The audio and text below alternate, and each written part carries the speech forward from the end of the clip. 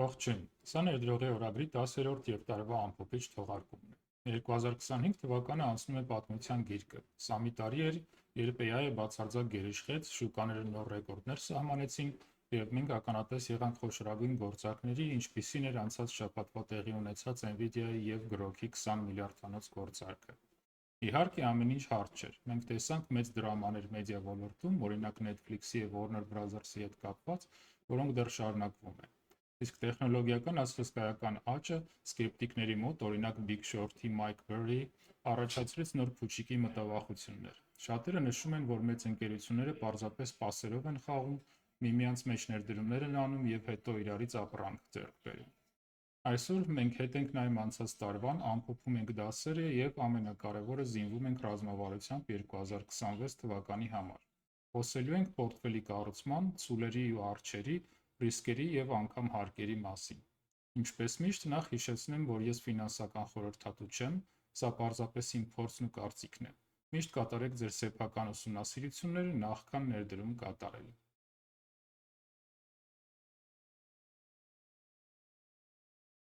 Երևի լսած կլինեք bull market կամ bearish տերմինները։ Եկեք պարզենք ինչ են դրանք։ Bull կամ ցուլ, սա լավատեսություն և գների աճ է նշանակում։ Ցուլը հարվածում է կոտոշներով ներքևից վերև։ Դուք կարող եք լինել bullish կամ լավատես կոնկրետ բաժնետոմսի, օրինակ Nvidia, կոնկրետ սեկտորի, օրինակ տեխնոլոգիաներ, կամ ամբողջ տնտեսության նկատմամբ։ Bear կամ արջը, սա հոռետեսություն և գների անկում է մարմնավորում։ Արջը հարվածում է թաթով վերևից ներքև։ Շուկայի ցիկլերը նույնպես լինում են bull market կամ ցուլերի շուկա և bear market կամ արջերի շուկա։ Bull market-ը այն է, երբ շուկան, օրինակ S&P 500 ինդեքսը աճում է 20%-ով իր վերջին նվազագույն կետից։ Ներկայիս bull market-ը սկսել է 2022-ի հոկտեմբերին։ Արջերի շուկան վերջին պիկից 20% անկումն է առնվազն 1-2 ամսով։ Պատմականորեն bull մարքեթները տևում են ավելի երկար, միջինը 4-ից 5 տարի, քան bear մարքեթները, որոնք միջինը 1-ից 1,5 տարի են տևում։ Սա կարևոր է երկարաժամկետ ներդրողների համար։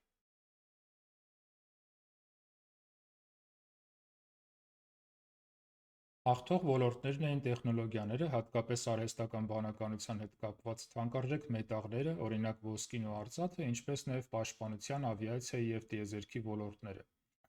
Առանձնահատուկ աճ գրանցեցին AI տվյալների կենտրոններ կառուցապատողներն ու դրանք էլեկտրաէներգիայով ապահովող ընկերությունները։ Հայտնիներից զարմանալիորեն Nvidia-ն այս տարի աճել է ընդամենը մոտ 38%-ով, ինչը հսկա ընկերության համար քիչ չէ, բայց սպասելիքներն ավելի էին։ Մինչդեռ վերջին տարիներին անտեսված Intel-ը գրանցել է տպավորիչ 80% աճ։ Հաղթողների թվում էին նաև Broadcom-ը, AMD-ն և հիշողության կրիչներ արտադրող Micron-ը։ SpaceX-ի մրցակից Rocket Lab-ն աճել է 180%-ով, իսկ էլեկտրաէներգիա արտադրողներին սարքավորումներով ապահովող GE Vernova-ն մոտ 76%-ով։ Տուժողների թվում էին AI մրցավազքից հետ ընկած ծրագրային ընկերությունները, օրինակ Adobe-ն և Salesforce-ը։ Տուժեցին նաև ոչ առաջնային սպառողական ապրանքներ արտադրողները, ինչպիսիք են Nike-ն և Lululemon-ը, ինչպես նաև Fed-ի բարձր տոկոսադրույքներից ճնշված ոլորտները, օրինակ անշարժ գույքը։ Որոշ հսկաներ էլ կարելի է ասել այս տարի տեղում դոփեցին, հատկապես Amazon-ն ու Meta-ն։ 2025-ը նաև ցույց տվեց, որ շուկան կարող է շատ կենտրոնացված լինել։ Աճի մեծ մասը ապահովեցին մի քանի հսկա ընկերություններ։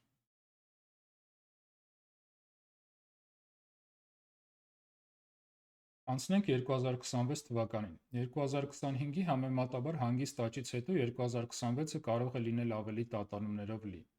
Նախ սպասվում է Ֆեդի նախագահի փոփոխություն։ ԱՄՆ նախագահը հաջորդ տարի կնշանակի կենտրոնական բանկի նոր ղեկավարի, ով կարող է ավելի հակված լինել տոկոսադրույքների կրճատման։ Բայց կլինի արդյոք կրճատում, երբ և որքան, պարզ չէ։ Պարզ չէ նաև գնաճի ապագան։ Անկանխատեսելի են նաև նոր տարիֆները և ԱՄՆ վարչակազմի ընդհանուր քաղաքականությունը և դրա ազդեցությունը գլոբալ առևտրի վրա։ Արհեստական բանականությունը կշարունակի լինել գլխավոր թեմաներից մեկը, բայց մենք ականատես կլինենք դրա ազդեցության ընդլայնմանը։ Ֆոկուսը միայն արհեստական բանականության ենթակառուցվածքներից և չիպերից կանցնի այն ընկերություններին, որոնք կկարողանան կիրառել այդ տեխնոլոգիաները ծախսերը կրճատելու և եկամտաբերությունը աճեցնելու համար։ Օրինակ, մեծ բանկերը, ֆինանսական ծառայություն մատուցողները։ Հիմա ուզում եմ մեջբերել մի քանի հայտնի վերլուծաբանների կանխատեսումներ, Բայց մինչ այդ մի կարևոր զգուշացում։ Միևնույն է, դուք եք պատասխանատու ձեր ներդրումների համար։ Հույս մի դրեք իմ, ձեր ծանոթի կամ որևէ աստղային վերլուծաբանի կարծիքի վրա։ Լսեք բոլորին, բայց որոշումը կայացրեք ինքներդ։ Սկսենք ցուլերից։ Թոմ Լին, Fundstrat-ի հիմնադիր և CNBC-ի հաճախակի հյուր, կանխատեսում է, որ տարեսկզբին հնարավոր է շուկայի 10-ից 15% անկում և մեծ տատանումներ կապված Ֆեդի նախագահի փոփոխության և տարիֆների շուրջ Գերագույն դատարանի որոշումների հետ։ Բայց նա լավատես է տրամադրված տարեվերջի համար և կարծում է, որ S&P 500 ինդեքսը կհասնի $7,700, այսօրվանից մոտ 10% աճ։ Լին նաև կրիպտոարժույթների մեծ էնտուզիաստ է և ակնկալում է, որ բիթքոինը հաջորդ տարի կարող է հասնել $200-ից $300,000, իսկ Էթերիումը 14-ից 20,000-ի։ Նրա թոփ ընկերություններն են 2026-ի համար Nvidia-ն, AMD-ն, Meta-ն, Goldman Sachs-ը և Arista Networks-ը։ Arista Networks-ը զբաղվում է տվյալների կենտրոնների համար գերհզոր ցանցային սարքավորումների արտադրությամբ։ Մյուս հայտնի ցուլը Wedbush Securities-ի վերլուծաբան Դեն Այվսն է։ Նա կանխատեսում է AI հեղափոխության ոչ միայն շարունակություն, այլ նաև արագացում։ Նա լավատեսորեն է տրամադրված Tesla-ի ռոբոտաքսիների, Microsoft-ի ամպային բիզնեսի և կիբեռանվտանգության ոլորտի, օրինակ Palo Alto Networks-ի և CrowdStrike-ի նկատմամբ։ Նա նաև դրական է գնահատում Apple-ի կողմից Google-ի Gemini-ի հնարավոր օգտագործումը։ Այվսը աճը համեմատում է երեկույթի հետ, որը շարունակվելու է մինչև առավոտյան 4-ը, իսկ հիմա ընդամենը երեկոյան 10:30 է։ Եվ վերջում հայտնի արչը Մայքլ Բըրին ինչպես միշտ կանխատեսում է աշխարհի վերջը։ Նա սպասում է AI փուչիկի պայթյուն, Nvidia-ի Palantir-ի կտրուկ անկում և ընդհանրապես շուկայի երկարաժամկետ արժեզրկում, քանի որ համարում է, որ ընկերությունների գնահատումները իրականությունից կտրված են։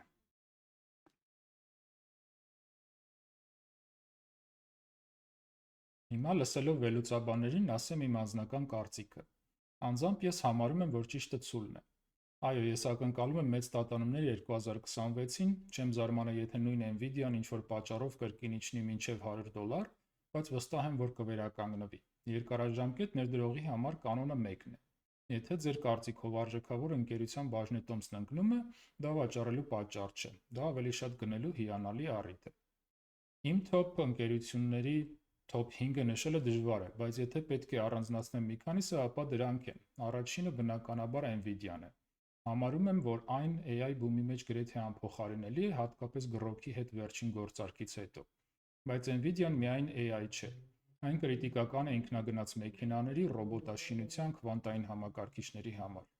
Մինչև վարձակիցները կհասնեն նրան AI-ում, նա արդեն նոր շարժիչ ուժ գտած կլինի։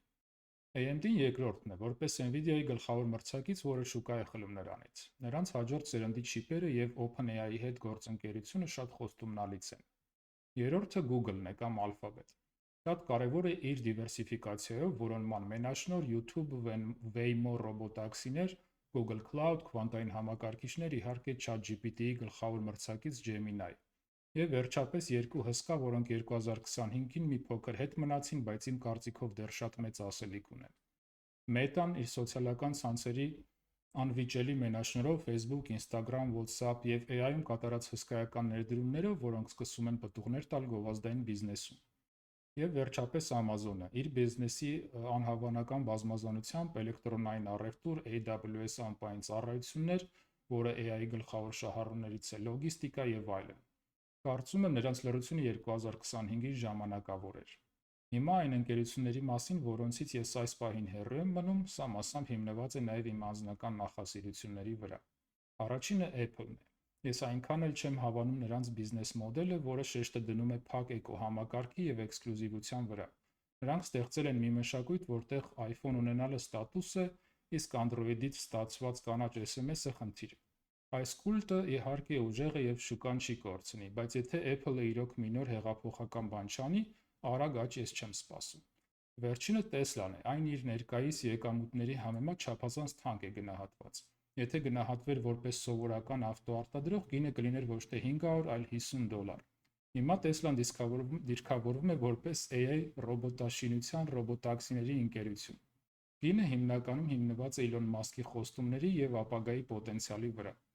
Սա շատ ռիսկային և սպեկուլյատիվ բաժնետոմս է իմ կարծիքով։ Մասկի մի թվիթը կարող է կրկնապատկել գինը, բայց իրականությունը կարող է նաև կտրուկ իջեցնել այն։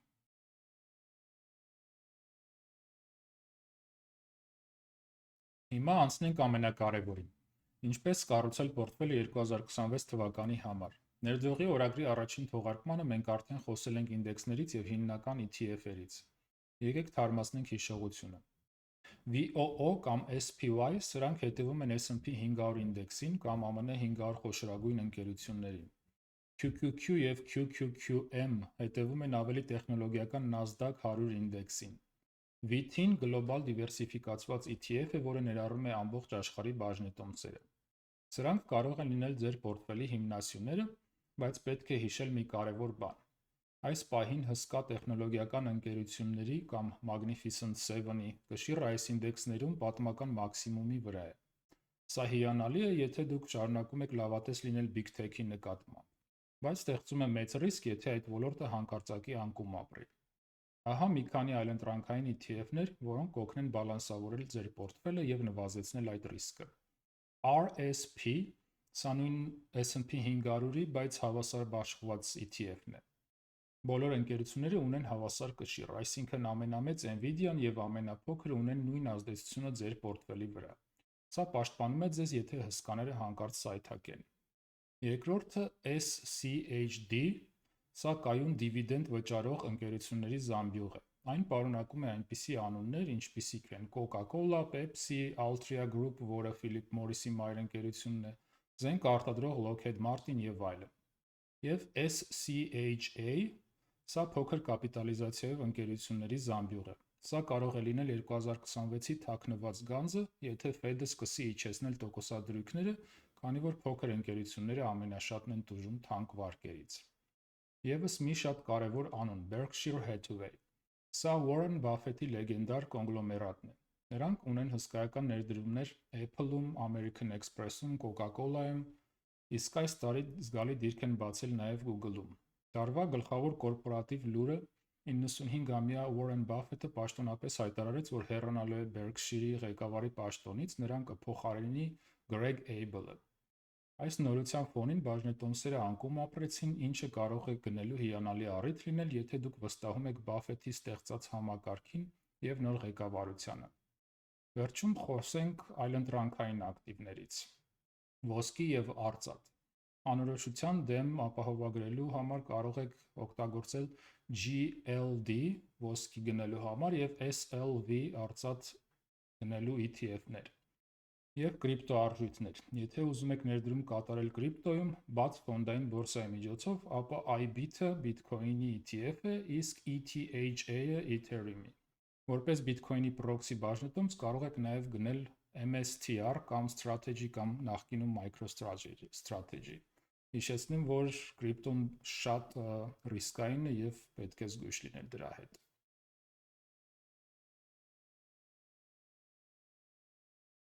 Հիմա անցնենք մի թեմայի, որը շատերը ձանձրալի են համարում, բայց որը կարող է ձեզ հազարավոր դոլարներ խնայել կամ արժանալ։ Խոսքը հարկերի մասին է։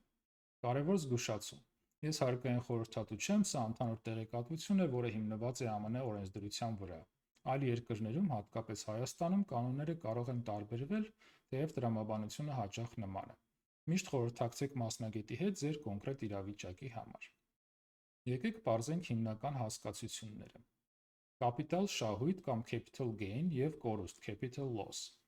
Սա ձեր ակտիվը բաժնետոմսը գնելու և վաճառելու գների տարբերությունն է։ Եթե դրական է շահույթը, եթե բացասական է կորուստ։ Իրացված կամ չիրացված, realized կամ unrealized։ Սա ամենակարևորն է։ Եթե դուք գնել եք բաժնետոմս և այն աճել է, դա ընդհանրապես չիրացված շահույթ է, քանի դեռ չեք սեղմել վաճառել կոճակը, դուք հարկ չեք վճարել։ Օրինակ Իլոն Մասկի հարստության մեծ մասը չիրացված է։ Դրանք ուղղակի Տեսլայի բաժնետոմսեր են այս պահի գներով։ Հենց վաճառեցիք, շահույթը կամ կորուստը արդեն դառնում է իրացված և առաջացնում է հարկային պարտականություն։ Կարճաժամկետ կամ երկարաժամկետ։ Սա վճռորոշ է։ Կարճաժամկետը, եթե բաժնետոմսը պահել եք 1 տարուց պակաս, հարկվում է սովորական եկամտի ձեր աշխատավարձի պես բարձր տոկոսադրույքով։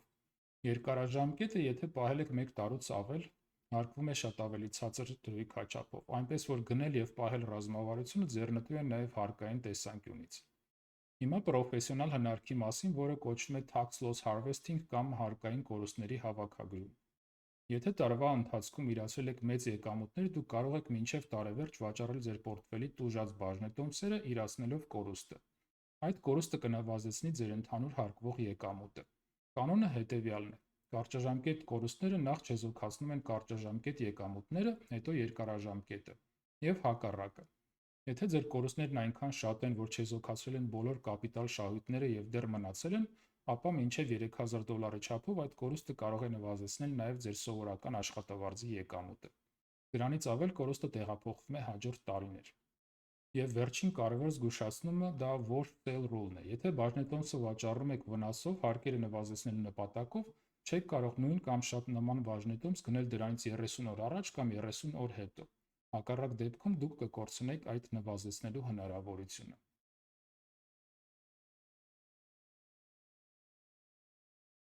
2025-ը հիանալի տարի էր, բայց մի ակնկալեք, որ ամեն տարի այդպես հեշտ է լինելու։ 2026-ը պահանջելու է ավելի շատ կարգապահություն, դիվերսիֆիկացիա և սառը դատողություն։ Ինչ սպասելիքներ ունեք դուք 2026-ից, որոնք են ձեր թոփ բաժնետոմսերը, գրեք մեկնաբանություններում։ Կհանդիպենք եկող տարի։ Շնորհավոր ամանոր և սուրբ ծնունդ։